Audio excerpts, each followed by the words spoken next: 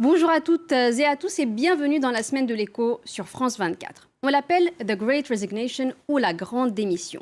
Depuis le début de la pandémie de Covid-19, près de 48 millions d'Américains ont quitté volontairement leur emploi. Ils ont été plus de 4 millions à le faire rien qu'au mois de novembre dernier.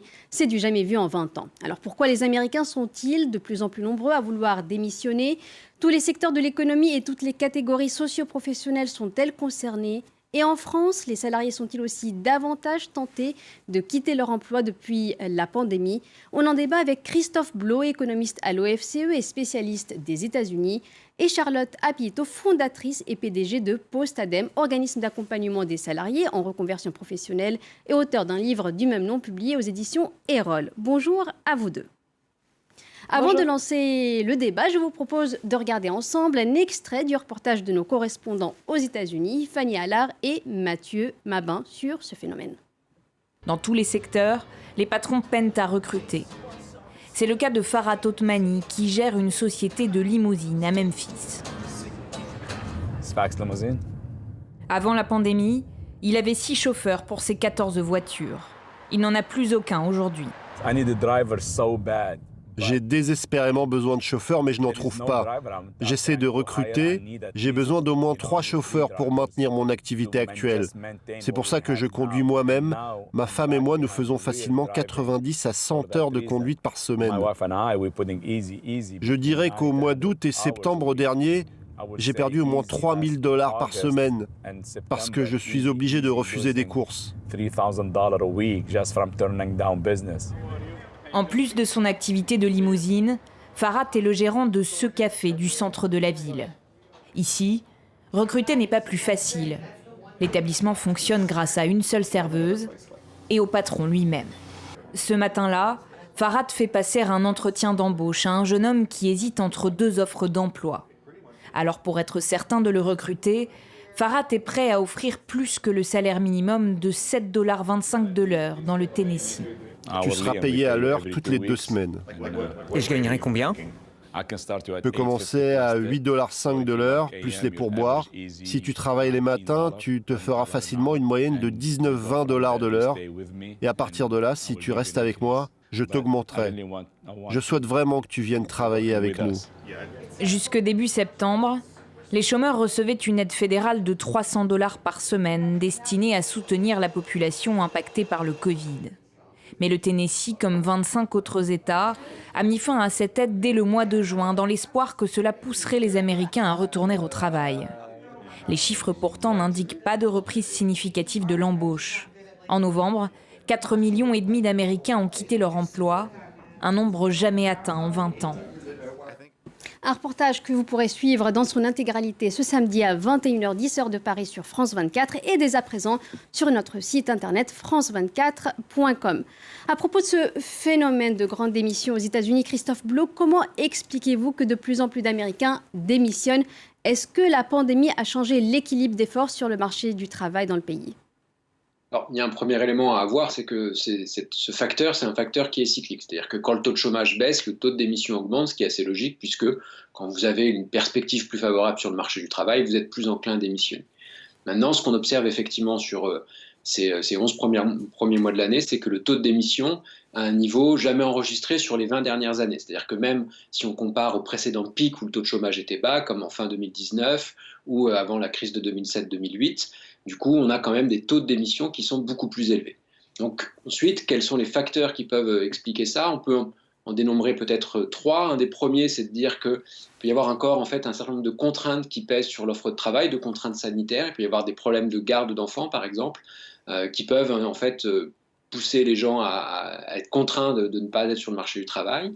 Ensuite, il peut y avoir des éléments liés aux conditions sanitaires, c'est-à-dire que certaines personnes fragiles dans des secteurs exposés en fait au contact physique peuvent aussi préférer du coup être en retrait du marché du travail et démissionner éventuellement.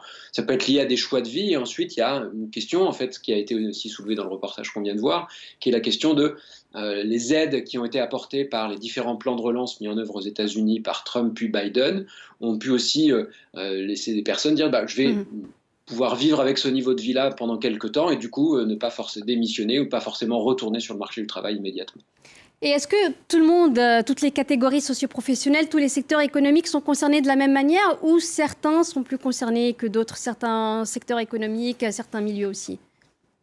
Alors, ce qu'on observe, c'est que globalement, il y a une augmentation assez générale en fait, du taux d'émission. Ensuite, il y a des secteurs pour lesquels ces taux d'émission sont généralement plus élevés, et là, c'est encore le cas, c'est notamment le cas dans l'hôtellerie-restauration, dans le commerce de détail, dans les services de loisirs. D'accord ? Ensuite, il y a quelques secteurs qui sont relativement épargnés, ça augmente un peu, mais on est en dessous des précédents pics, c'est le cas par exemple des activités financières ou immobilières, ou de la construction. Donc ce qu'on voit, c'est qu'il y a un mouvement global donc, qui traduit bien un phénomène assez récent et qui est très large sur différentes catégories de population, et dans différents secteurs d'activité. Et puis il y a des secteurs, en fait, les secteurs qui sont déjà traditionnellement des secteurs où il y a un niveau de rotation plus élevé, qui eux connaissent effectivement des pics importants de taux d'émission observés sur les 11 premiers mois de l'année. Et dans ce contexte-là, est-ce qu'on voit s'accentuer le problème de pénurie de main-d'œuvre auquel sont confrontées les entreprises américaines? On l'a d'ailleurs vu dans le reportage. Bah oui, effectivement. C'est-à-dire que si on regarde aujourd'hui le marché du travail, il y a une tension assez importante. Le niveau de chômage est revenu à un niveau assez bas, pas exactement le niveau qu'il y avait avant l'éclatement de la pandémie. Donc on est aujourd'hui un peu au-dessus de 4%. Donc il y a effectivement des tensions qui sont un peu plus fortes sur le marché du travail. En même temps, on voit que derrière ces démissions, il y a aussi des offres de travail qui restent importantes et des embauches qui sont importantes. Donc on est dans un marché du travail qui est très dynamique, un taux de chômage bas, beaucoup d'offres d'emploi et beaucoup de démissions. Donc il y a du turnover qui est assez élevé. Ensuite, si on veut nuancer cette situation, ce qu'il faut aussi avoir en tête, c'est de regarder le niveau du taux d'activité. C'est-à-dire qu'en fait, depuis la crise et avec l'éclatement de la pandémie, il y a des personnes qui se sont mises en retrait du marché du travail. D'accord ? Donc ça, c'est assez logique dans un moment où en fait, il y avait très peu d'emplois, comme en mars-avril 2020. Depuis, en fait, ce taux d'activité est reparti, c'est-à-dire que les personnes sont revenues sur le marché du travail, mais pas toutes encore. Donc il y a un peu plus de 2 millions de personnes, en fait, qui, depuis le début de la crise sanitaire, se sont retirés du marché du travail et ne sont pas revenus sur le marché du travail. D'accord ? Donc ça, c'est aussi un facteur qui montre que derrière, en fait, en termes d'emploi, on n'est pas revenu à la situation d'emploi d'avant-crise encore, même s'il y a des tensions qui sont assez fortes et qui sont apparues et qui sont amplifiées au cours de l'année 2021. Je vais revenir vers vous, Christophe Blo, mais avant, on va s'intéresser aussi à la situation en France avec vous, Charlotte Apieto. Vous êtes spécialisée depuis quelques années dans l'accompagnement des salariés en reconversion professionnelle à travers votre organisme Pause Tadem. Est-ce que vous êtes de plus en plus sollicité par des salariés qui souhaitent poser leur démission, quitter leur emploi? Est-ce que c'est lié à la pandémie et au confinement? Oui, ça a beaucoup joué. Alors, la société, elle a 4 ans aujourd'hui. Moi, ça fait 5 ans que je suis dans ce domaine-là. Et en fait, je le vois, il y a une vraie croissance de ce besoin, de cette demande-là. Et aussi, c'est un petit peu moins tabou qu'au début par rapport à il y a 4 ans, parce qu'on en parle de plus en plus. Et ce qui s'est passé, c'est que quand les personnes se retrouvent en confinement, souvent en télétravail, donc loin de la routine habituelle, loin de la charge des transports et du stress du quotidien, forcément, ça fait se poser des questions aussi. Quand on traverse une épreuve, mais c'est comme d'ailleurs un deuil ou une maladie, mais ce qui s'est passé début 2020, ça a été un choc pour beaucoup de gens qui, du coup, se sont posé des questions sur le sens de leur vie et donc le sens de leur travail, parce que ça occupe une grosse partie de leur vie. Donc effectivement, depuis, on voit une augmentation de la demande là-dessus. Et est-ce que cette volonté de changement, elle concerne tous les secteurs économiques, tous les différents types de postes, de catégories socioprofessionnelles? Nous, on a des profils très, très différents qui sont membres de Pause Tadem, cadres, non cadres, dans les secteurs d'activité très différents. Donc moi, je n'ai pas la vision macro, mais j'ai vraiment une vision individuelle et je vois dans le type de profil qu'on a et c'est très varié. Et est-ce qu'il y a autant de femmes que d'hommes qui sont tentés par cette volonté de quitter son emploi, de démissionner, en tout cas, vous, de votre point de vue microéconomique? Oui, alors nous, on a à peu près 3/4 de nos membres qui sont des femmes. Donc ça s'explique probablement parce qu'on est aussi sur des sujets de développement personnel, d'introspection qui sont des sujets qui attirent davantage de femmes. Et peut-être que les femmes sont plus enclines à l'accompagnement. En tout cas, c'est un petit peu la lecture qu'on en fait. Mais à notre niveau, c'est une majorité de femmes. Alors ça, c'est au niveau microéconomique. On va revenir vers vous, Christophe Blo, peut-être pour une vision plus macroéconomique de la situation en France. Est-ce qu'on a une vision plus globale de la situation en France en termes de démission et de rupture conventionnelle? Est-ce qu'il y a de plus en plus de salariés français qui sont en ce moment même, avec l'amélioration du marché du travail, tentés de quitter leur emploi pour chercher un autre emploi ou se mettre temporairement en retrait du marché du travail? Oui, alors contrairement aux États-Unis, on n'a pas forcément des statistiques mensuelles sur le sujet, mais en fait, la DARES fournit des statistiques et sur le deuxième trimestre 2021, en fait, il y a une augmentation assez significative des taux de démission. Donc globalement, si on avait un creux en 2020, il est assez remonté sur l'ensemble du trimestre. On a eu un peu plus de 385 000 démissions, ce qui est un niveau relativement élevé. Alors, on n'est pas à un pic en fait. Si on a des éléments depuis 2007, on est à un niveau qui reste inférieur, par exemple, au niveau qu'on avait observé en 2007-2008, donc avant l'éclatement de la crise financière. Donc ça augmente. Encore une fois, c'est assez cohérent avec le fait que la situation sur le marché du travail s'améliore, le taux de chômage diminue, donc encore une fois, puisque les perspectives de trouver un autre emploi sont meilleures, du coup, on a plus de facilité à démissionner de son emploi. Pour autant, on n'est pas dans une situation qui est comparable à celle des États-Unis, parce que les tensions globales sur le marché du travail ne sont pas aussi importantes qu'elles le sont aux États-Unis. Il y a un taux de chômage qui est quand même plus élevé. Et ensuite, globalement, historiquement, le fonctionnement du marché du travail français n'est pas du tout aussi flexible que le fonctionnement du marché du travail américain. Donc on est dans une situation peu comparable. On a un facteur, une évolution cyclique qui s'explique assez bien par l'amélioration de la croissance et de la situation sur le marché du travail. Pour autant, la situation me semble assez éloignée de ce qu'on observe sur le marché du travail. Mais effectivement, ça augmente. Ça augmente, c'est-à-dire que les démissions de CDI augmentent, mais ce qu'on observe aussi, c'est que les ruptures anticipées de CDD augmentent. Alors, sans qu'on sache vraiment si elles sont à l'initiative de l'employé ou du salarié, ou de l'employeur, pardon, mais elles augmentent aussi de façon assez importante au cours du premier semestre 2021. Je reviens vers vous, Charlotte Apieto. Est-ce que ce contexte macroéconomique décrit par Christophe Blo, est-ce qu'il favorise aussi davantage la prise de risque et le fait de démissionner et de chercher à se réorienter professionnellement ?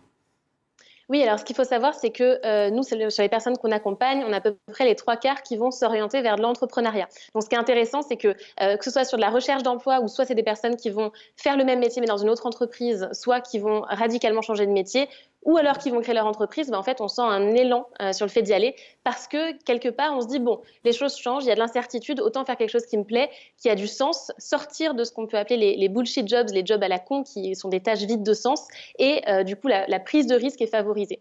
En tout cas, on le voit aussi parce que je pense qu'on est dans une tendance de fond aussi où on va chercher à se reconnecter à qui on est, à faire ce qu'on aime, à développer ses compétences. Il y a beaucoup de bilans de compétences qui se font aujourd'hui aussi, donc ça aide. On arrive au terme de cette première partie de la semaine de l'Écho. Merci à Christophe Blo et à vous, Charlotte Apieto, pour votre participation. On se retrouve juste après le journal. À tout de suite.